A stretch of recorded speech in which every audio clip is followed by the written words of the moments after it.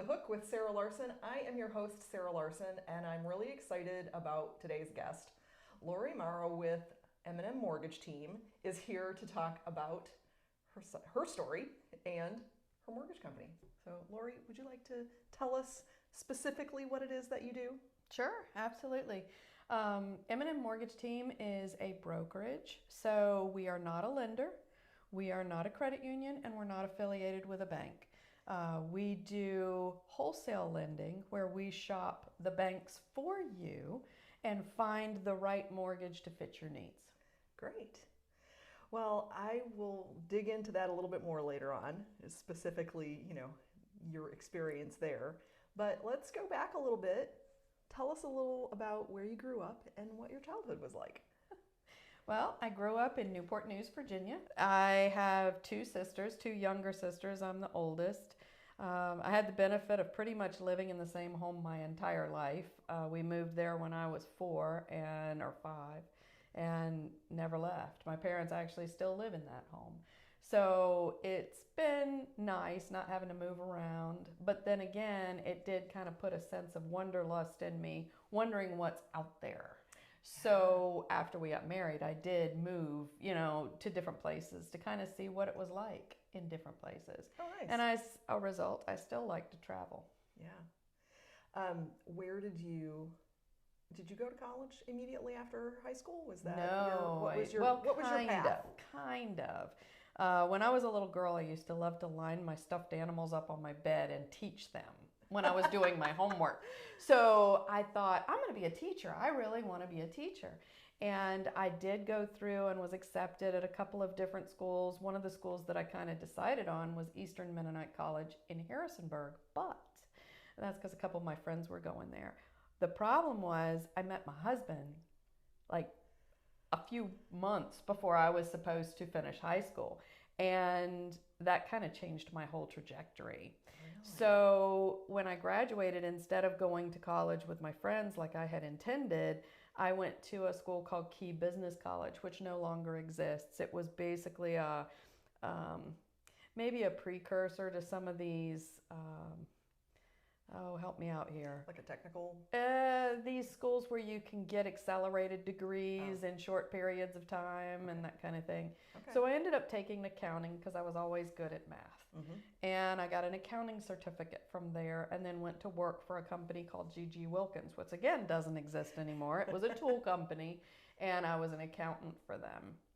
Then I left immediately after that and I did some things with credit unions and then I got involved in mortgage and it's just been that way ever since. Wow. Mm-hmm. I knew you had been in mortgage for a long time, so I had a feeling that it was an early start. Very early. So you met your husband. I did. And how long after that, in that path, did you guys get married? A year. Wow, that's awesome. I know. It was crazy. So I met him in France. Were you on a travel? Oh, I know this story. No, I met him in France at Busch Gardens. Yeah. I sold hats and he was a sweeper. So we hit it off almost right away and we kind of scared us because we knew it was something serious, both of us did.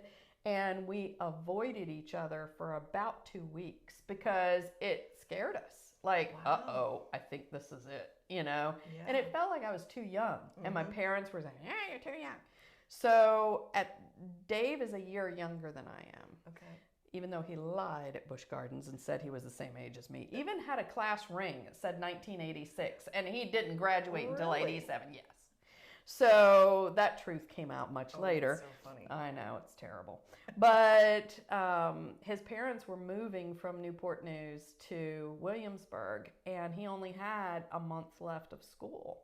And he had an old car, and he was debating on how he was going to be able to get back and forth from Williamsburg to Newport News to Denby High School, which is where he went to school. Okay. I went to Menchville, he went to Denby. Mm-hmm. Anyway, so we talked about it. We'd been dating for a year. I was already out of school and working at the credit union at this point, and he said, well, my mom was like, you're not living together unless you're married. Because I grew up in a very strict Christian household, and it was like, no, you guys are not doing it. So we said, well, we could get married. And at the time, he was only 17, and I had just turned 19. And he was going to be turning 18 in 3 months. And I said, all right, well, if we do, then, we're going to need your mom to sign the certificate because you're not 18 yet. Yeah. So we went and talked to his mom, and she agreed. And we got married on May 15th, 1987. And we've been married ever since. That's incredible. Well, maybe I'm skipping ahead, but what are the secrets of being married for that long? I'm on my third marriage, so so you can tell the first two didn't work out real well. It's not about, you've got to be able to understand that they're not perfect and you're not perfect. Right. And everyone's going to make mistakes, and there's going to be some things that come up. When you live with somebody, you learn idiosyncrasies and things about them that you didn't know before, and you have to understand and be forgiving of those things. And it's, it has not been perfect. We went through the 7-year itch, and, that was rough, and where you start really rethinking your life. Did you do the right thing? Did you not do the right thing? And, a lot of people, when they do that, they give in to their thoughts, and then they walk away from the relationship thinking that they made a mistake. But I think the biggest piece of it is you've got to be selfless. If you start to look at the relationship from a selfish perspective, you're going to find enough fault to walk away. Yeah. And if you really truly love the person, and it's something that there was a reason you married them in the first place, and as long as that reason was true and good, and it's the path that you were supposed to follow, it's just giving grace when you make mistakes for each other. Yeah. It's a two-way street. Yeah. But it's not easy.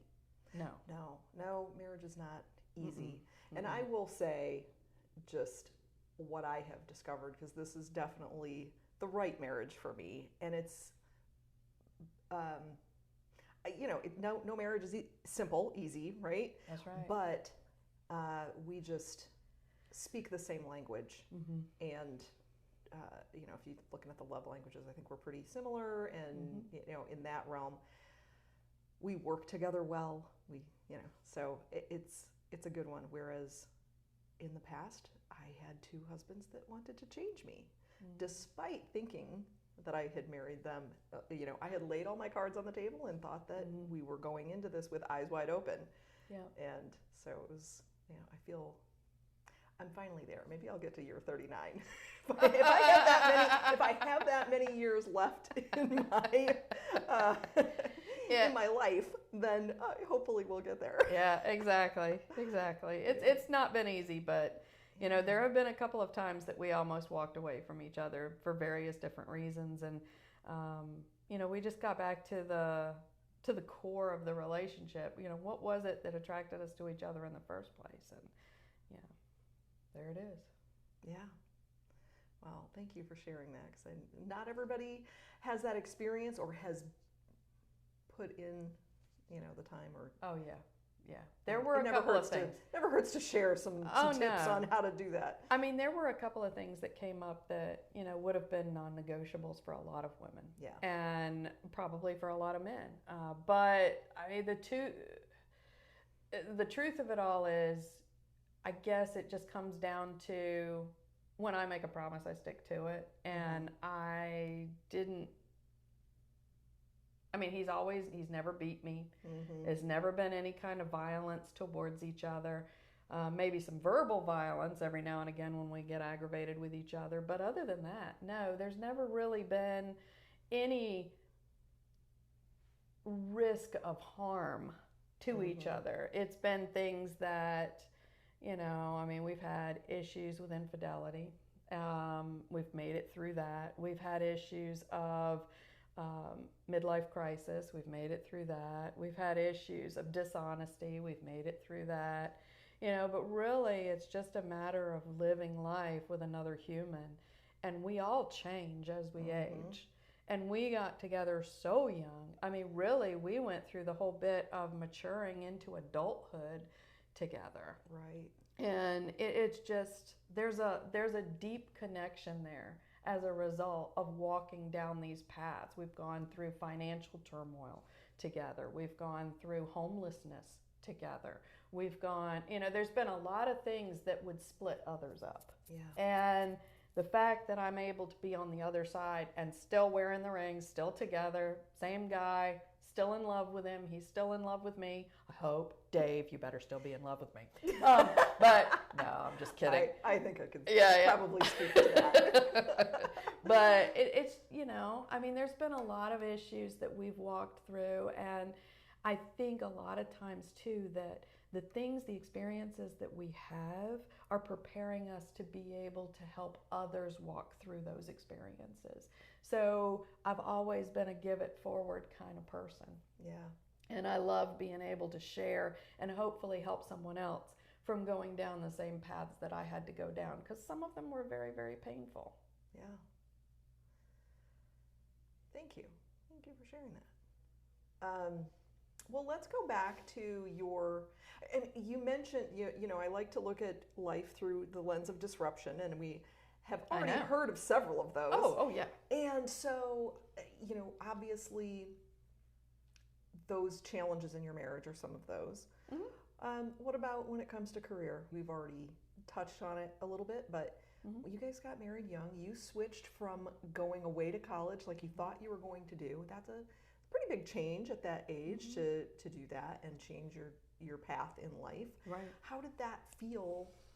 Did you feel like there were any adjustments to your identity by suddenly being a married woman and doing this different path? Well, yeah. I mean, I never really was one to have a whole lot of friends. I had a few very close friends. Okay. And then, of course, there was a group that would hang together because they'd have their friends and I'd have, But I went from having friends to not, because they couldn't relate to me anymore. Yeah. And they all went away and I didn't, So I tried to maintain that. But really all that did was draw me closer to Dave and him closer to me, because he ran into the same dilemma, you know. It just... Yeah, not many seniors are married. Yeah, exactly. Exactly.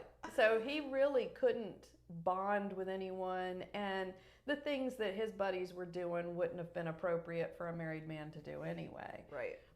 But I mean, really a lot of that not experiencing that part of life did lead, I think, to some infidelity, because it was a curiosity of what was out there. Right. We didn't get to experience that gap that a lot of people do between high school and marriage. There was no gap. Yeah. I mean, we were walking down two aisles simultaneously, the one to get your cap and gown and then the one to put the ring on your finger. So that gap, with it not being there, it did create a lot of curiosity that I think took us down some paths. Led to desire to experiment later on. Yeah, and it wasn't good, on either part, and the wondering if we made the right choice, which happened as a result of a lot of turmoil.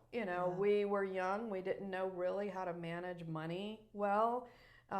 We didn't either come from rich parents, but anything we needed was always there for us. Yeah. We always had a roof over our head, food in the fridge, and clothes to wear. Everything, and then we'd get some wants, but not a lot, but some. So we wanted to jump right into that. And so we got head over heels in credit, and we couldn't afford it. And then there was Dave wanting to progress. He was at the shipyard, Newport News Shipyard at the time, and he wanted to progress. So he went into the apprentice school, but going into the apprentice school at the time required you to take a cut in pay because they changed your class. So when they changed his classification and we got the cut in pay, our income, we didn't make enough.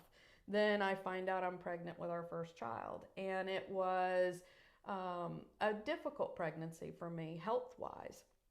So it was difficult for me to work, and I went into part-time jobs and things of that nature, stepped away from mortgage for a little bit because I couldn't keep up with the stress or the rigmarole of it. So I worked as a cashier at Food Lion. I sold crystal at one of these little pop-up Christmas shops, just doing that kind of thing to get through the pregnancy until I wasn't able to at all. She was born in March of 1990. And then there were just so many struggles. There was too much month at the end of the money. And it led to us getting evicted from our rental home. And we ended up buying a very old, nasty trailer in Warwick Mobile Homes. And it was nasty trailer. There were mushrooms growing inside the trailer. Oh my gosh. Oh yes, the fridge was full of maggots. It was disgusting. And here we are with a brand new baby and trying to figure out how we're going to do this. Now, granted, we bought the home for $1,000, so we thought that would fix our situation, but it didn't, because the stress that just came with being a new parent, being in this nasty environment with this home. Now, over time, we did fix the home, but we ended up declaring bankruptcy, and it was just, and I thought I'd never go back into mortgage, and all of this happened in about a year period, I guess. And then there was infidelity on my part, and it was a forced situation. I was actually raped by one of his friends, and it was not a good situation, So there was a lot of down there, but. Through it all, we made it back out of that hole, and I received a phone call from a mortgage company, which put me back into the mortgage world again. And I stayed there until I found out I was pregnant with my son, my second child. Now, this was in 1996, so fast forward 6 years. But again, history kind of repeated itself again in 6 years. David's father died. He fell into a depression. He ended up laying out of work a lot. And then he ended up losing his job at the shipyard. We were renting a home again because we hadn't bought one yet. But honestly, at this point, neither one of us was 30, So we, again, I stepped away from mortgage for a period of time because daycare for 2 kids was just way too expensive. James was born in May of 1996. And when that happened, I drove a school bus. That was actually kind of funny because I'm really short, people. I'm only 5 foot, okay? 5'1.5". I want my half.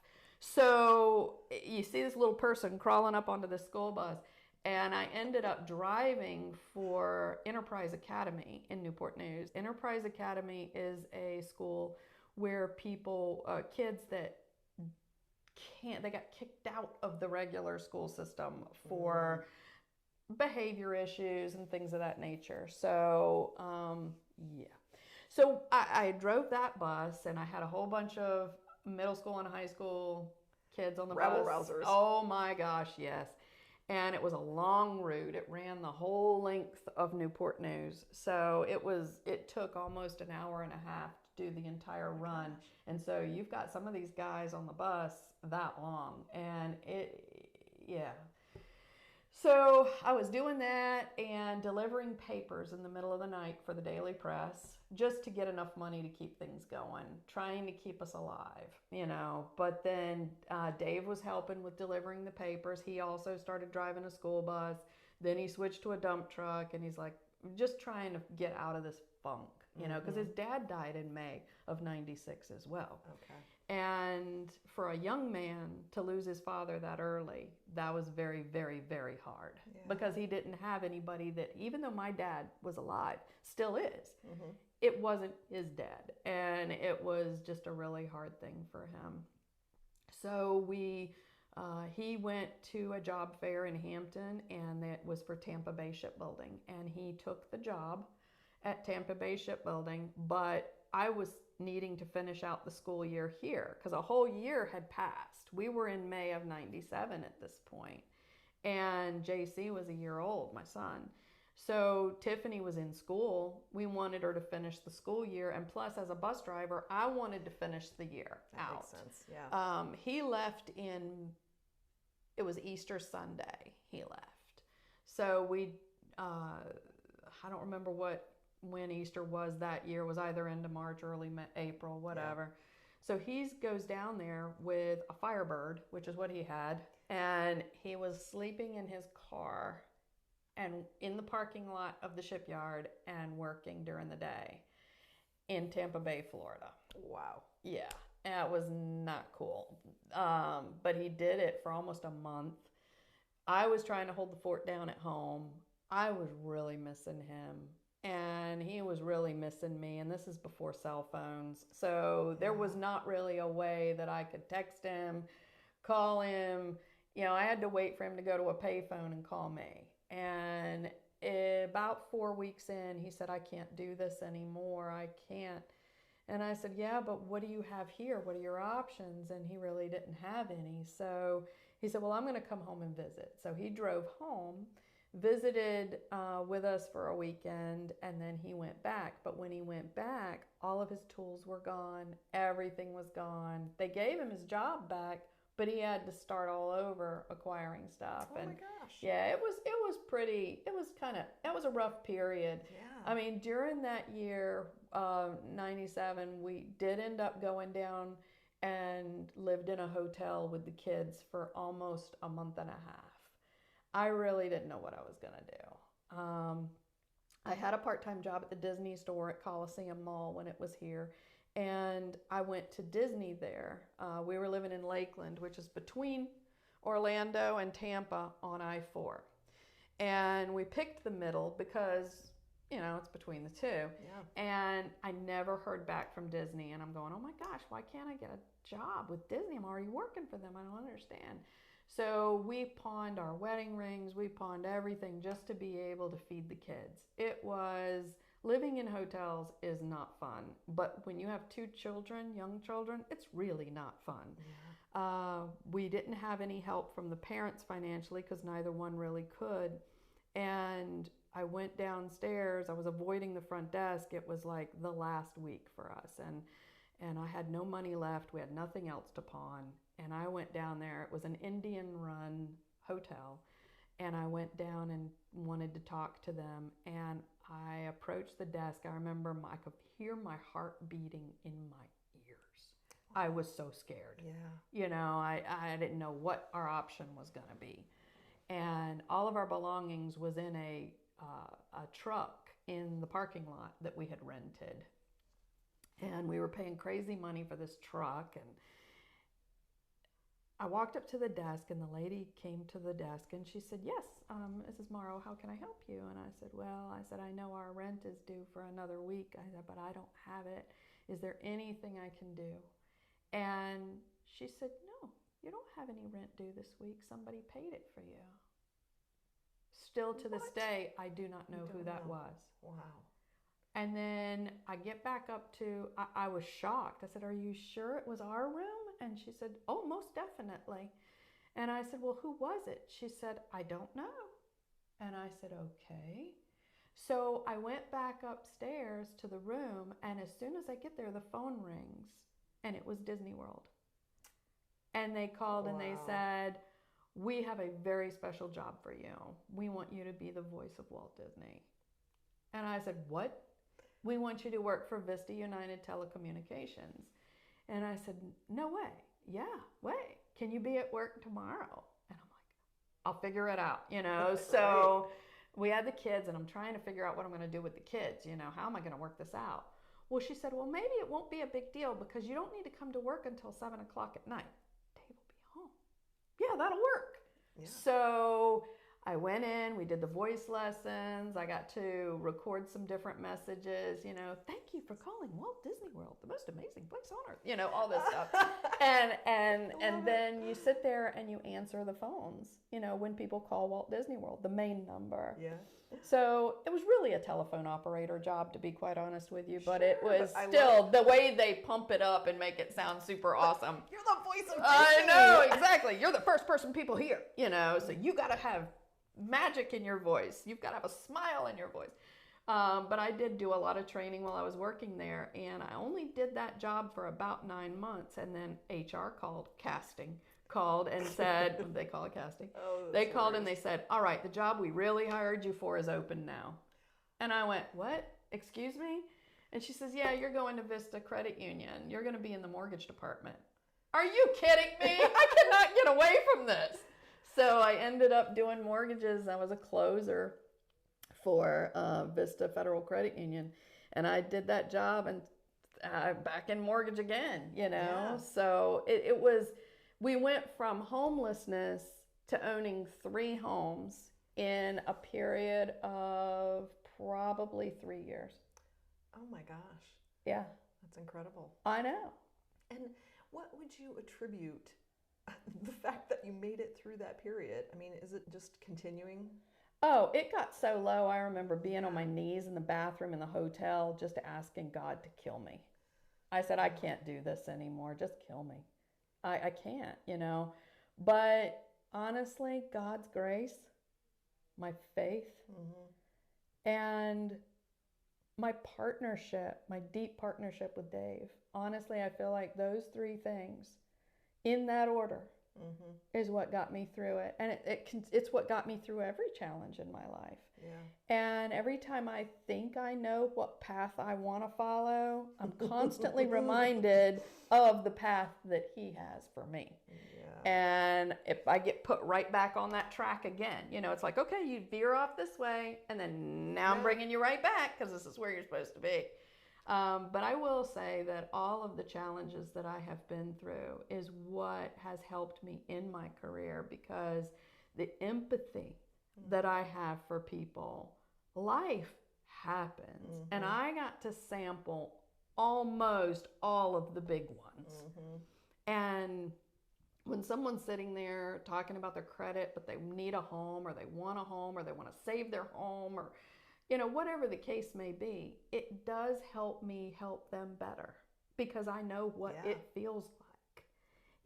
Getting a mortgage isn't easy. I mean, we did obviously get a mortgage for ourselves, and my very first one I remember was a nightmare, because I didn't go through the credit union because I couldn't. Our credit scores weren't where they needed to be for the credit union to help me. Yeah. So we ended up going through a broker in Florida at the time, and I remember just how much he counseled us and worked with us and got us into that first house. And I even said to him, I said, I'm going to give this forward, because if it weren't for you, this wouldn't have happened. It was an eye-opening experience for me. And really, every experience that I have ever had has been preparing me for where I am right now. I know it. You had asked me about college. I did end up going back to college in my 40s.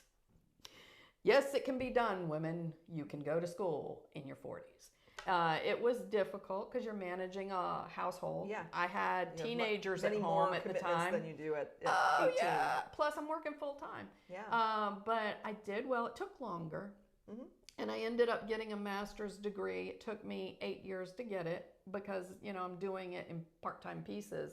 But I've got a master's degree in pastoral counseling, which, if you look at my life and you look at what I'm doing now, that just helps me help other people a little better. Yeah.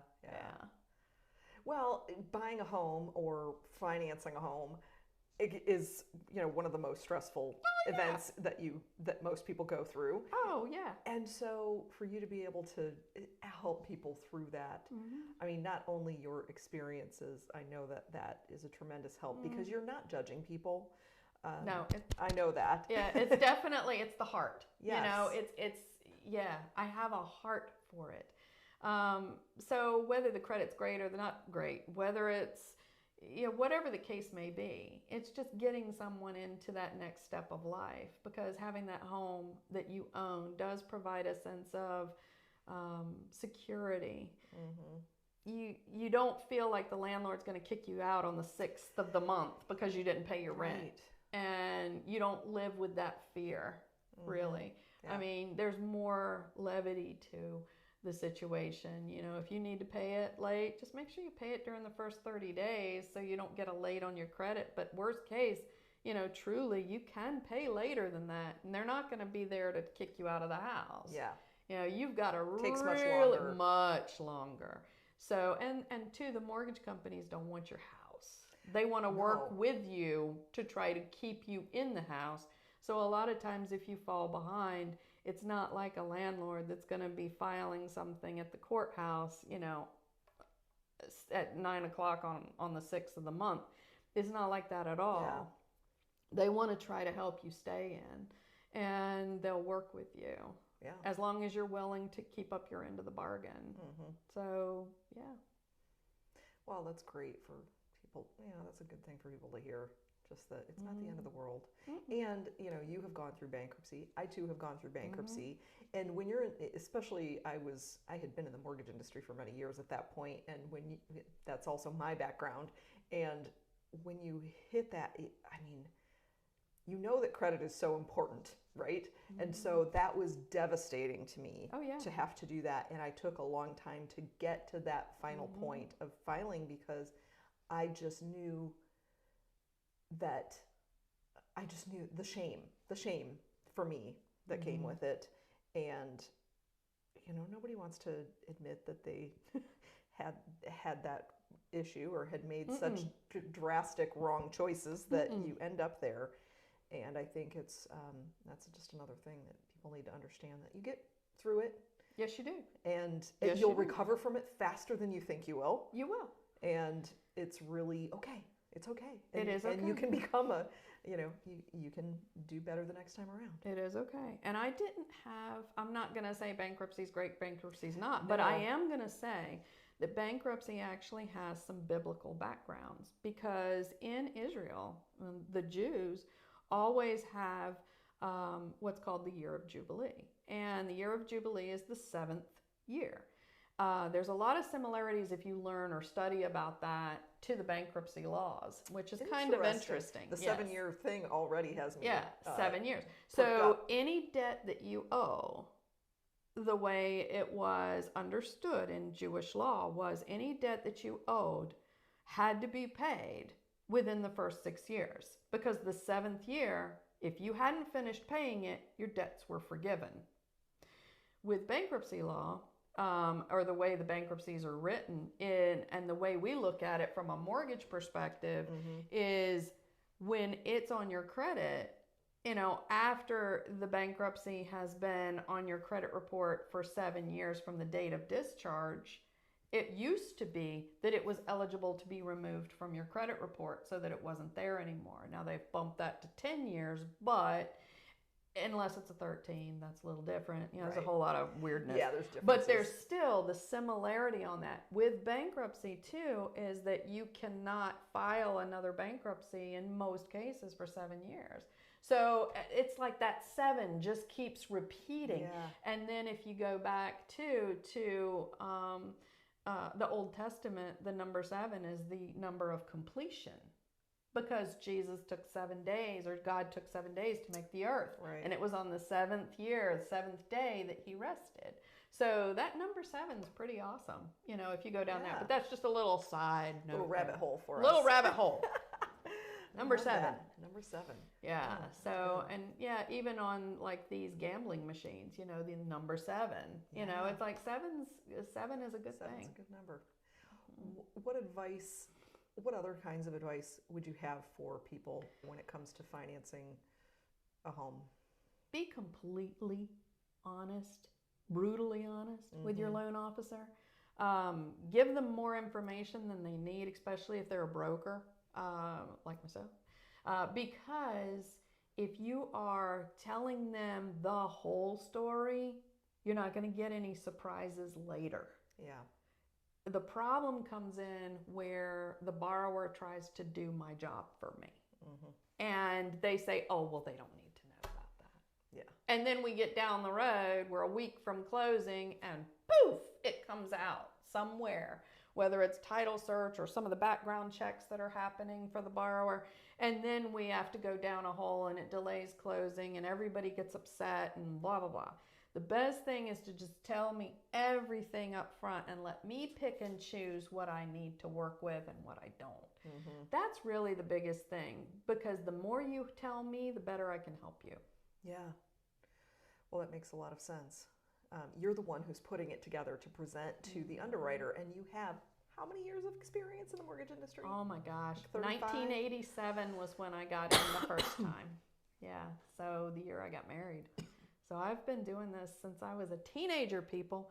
And a lot of things have changed over the years, because that's the other thing that I'll hear borrowers say is they'll go, well, the last time I bought a house, I'm like, honey, this changes annually. You can't, unless you stay in the business, you are not going to be up to speed on all of the changes. So don't assume you know how to do it just because you've done it before. Unless you're doing it regularly, definitely rely on a professional. Yes, absolutely. I mean, I've been out for 12-ish years or more. That's an eternity. That's an eternity. I mean, I got out at, not too long after the big implosion of 2008. Around 2012, I guess, is when I actually exited the industry. But there were so many changes that happened during that time. And when I talk to friends that are still in the industry and I ask questions, I'm always stupefied.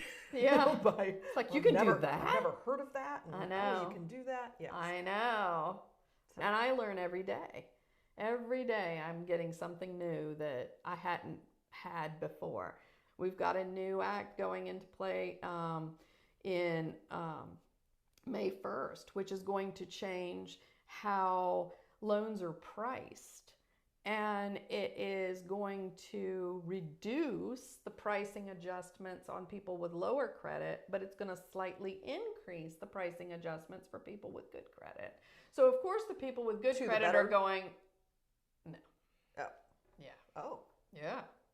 So people are going, how come I've got good credit and I've got to pay more, but the people that have yucky credit have to pay less? What the heck, But it's the loan level price adjusters have been on pricing models with Fannie and Freddie forever. And you just don't see it. All you see is the final rate. My rate is, but you don't know how they arrived at your rate. You do know that credit scores can impact the rate, loan to value can impact the rate, property type property usage, all those things can impact the rate. But what it does is it takes the base rate and it adds these loan level price adjusters to it. And it's for things like what are you borrowing, the amount versus the value, and that's your loan to value. Yes, your exactly. Loan to value. Trying not to throw out acronyms for people. Oh yeah, that sorry. Are not in the, it's my other language. Yes, exactly. But yeah, it's these all impact the rate, and they always have, and people have always heard that, but they just didn't understand how that happened. So the formula is everybody starts with the same base rate, and then there are tiered adjustments for those different categories: credit score, property type, property usage, value versus loan amount, all that. So they add or subtract different things, and then they come up with your final rate, which is why you can't really call somebody and go, what's your rate today? Because rates are custom fit for each situation. So you can call, but that may not be the rate you get. So it's kind of pointless to do a rate call. Another reason you want a broker, because we do that for you. But the problem is that they're changing the tiers. So they haven't changed the tiers in decades. And so they're going in and they're adjusting them. It's still, the person with low credit is still going to pay more for their home than the person with great credit. It's all just boils down to risk. It is. It's all about the risk of the loan. So don't think that, and the news is making it seem like the person with good credit's going to pay more than the person with bad credit. No, that is not true. The end number is still going to be better than it was, for the person with the higher risk. It's still going to be. It's just they're painting a scary picture about it. So don't let that stop you, from moving forward. And just as a side note, You mentioned Fannie and Freddie earlier, and for those that are not familiar with what Fannie and Freddie are, could you give a brief explanation? Yeah, Fannie and Freddie are two of the major conglomerate houses where the mortgages are stored. So all mortgages, for the most part, are going to, unless they're privately held, are going to be stored at Fannie Mae, Freddie Mac, Ginnie Mae. Those are three main companies, warehouses, if you will, that are quasi-government agencies, but yet they do operate independently, and they store all of those mortgages.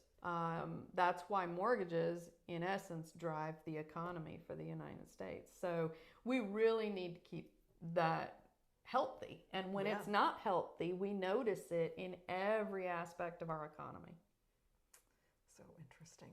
Oh yeah, I could go on for hours just on that subject. I know it's such an interesting subject. Well, for some, others may not. Oh yeah, people. If you don't do money, your eyes like, glaze over. Yeah, and it's like, come on, talk about something else. Right. Let's see, where can we dig in a little deeper? I think we really touched on just this idea of how you've, powered through some real difficult times in your life. And where do you see yourself going? Like, what does the future look like for M&M Mortgage Team? Are you looking toward retirement anytime soon?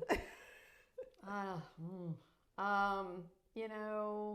have always tried to control my life, my destiny, if you will. Right. But over time, and I'm going to be 55 next month, over time... Just a babe. Thank you. You're a young babe. Thank you.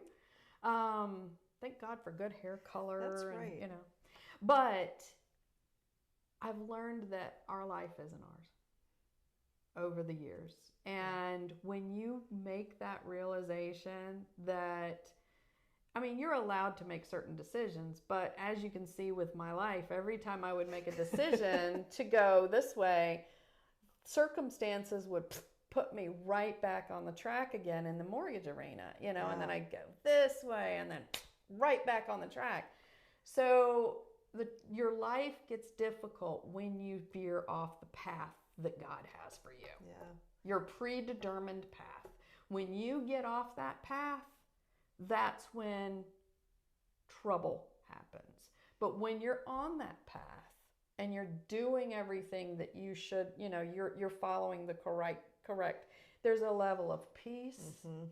There's a level of things just coming together the way they're supposed to. And the stress level is just, you got stressors. Things are going to happen, Yes. But it's not like these detours that I've had looking back. So getting to your question, going forward, is every morning that I get up, I just say, thank you, God, for this day. And, whatever path you have planned for me, just light the way so that I know where I'm going. Because I can't see through the fence. Yeah. I can't see through what's coming. Well. And I can make plans, but more times than not, the plans that I make end up getting detoured and I end up going down a different road anyway. And it ends up being better than I could have possibly planned for myself. So I keep it open and I move down the path. Am I going to retire? If there's something that comes up, a situation that comes up, yeah, maybe. But the reason I started the company is because I want to be able to give my kids something. My kids are Tomorrow's Investments, which is the legal name of my company. It's not me and Dave. Yeah. I want them to keep it going. So they're both involved with the company now and in different aspects. And I want them to keep it going. If they don't want it, that's fine. But right now, both of them are interested in it, and great. So awesome. Will I ever retire? Probably not. Yeah. Not fully. But will I pull back and maybe start doing something else? Yeah, maybe. Yeah. But only God We'll see knows what that plan. We'll see what happens Yeah. as the days unfold. That's the exciting thing, is like Christmas. You don't know what's in the box, Yeah. so every day something awesome could happen. But, I just thank God that He has walked with me every single day of my life. And He's gotten, because no matter what tragedy I had, He was there.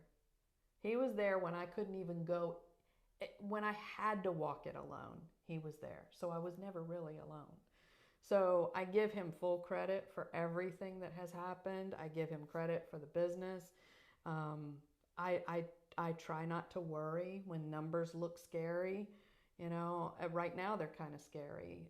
This year the business has been really down. We haven't done as many loans as we need to do, and but this morning I prayed and said, God, help. You know what I need, you know when I need it, and I know that it's going to happen. Right. So I'm not going to sit here and worry about having to give people pink slips and everything else, because I know that if it's time for them to go, you're going to handle it. I'm not going to have to do it. If they're supposed to stay, the business is going to be there to take care of their paychecks. Yeah. So that's kind of just, I guess, age. When I was younger, Wisdom, I would stress more. Wisdom, yeah. I would stress it'll more. all work out. Well, it has worked out so many times in the past. Right. I mean, look at the whole situation with the homeless thing in the hotel. Somebody paid it. Who paid it? I don't know. Yeah. God impressed on someone that this was a need and it needed to happen, and He made it happen somehow. Yeah. Because it got paid. I didn't have to pay it. Was it the Indian family that owned the hotel? I don't know. Did somebody call in? I don't know. And then, funny enough, Disney called that same day and solved a problem. But it was that morning that I was on my knees in front of the toilet begging to die. So I had hit my low point. And then here come the miracles, Yeah. So my life has been full of miracles and grace. And, I'm just a living testimony to that. And I'm sure that there's going to be more. Yeah. And I'm just going to keep walking this path and keep giving it forward and giving all the glory to God, because it's not me. I didn't do it. I've walked the life. I've survived this life thus far. And, I've got a lot to show for it. And it's not me. I didn't do it. I had nothing to do with it other than it was my feet walking it. But I wasn't walking it alone. That's beautiful. Thanks. Okay. Where, if anybody is interested and would love to have their mortgage done by M&M Mortgage Team, what states are you licensed in, and where can people find you on the internet? Absolutely. So we are licensed in Virginia, North Carolina, Florida, Texas, and Michigan. You can find us at m&mhomeloans.com, or you can find us on Facebook. Yeah, I'll put all of that into the show notes. There you go. People can find you. You'll have notes. Yes, exactly. Well, thank you so much for being so open with your story. I think it's really going to help a lot of people that hear it and know that they're not alone. Good. Yeah, because you're never alone. Yeah. You're never alone. And there's never something that's too tough for you to walk through. So thank you so much. You're welcome. Thanks for being here. Absolutely. Well, thanks for having me.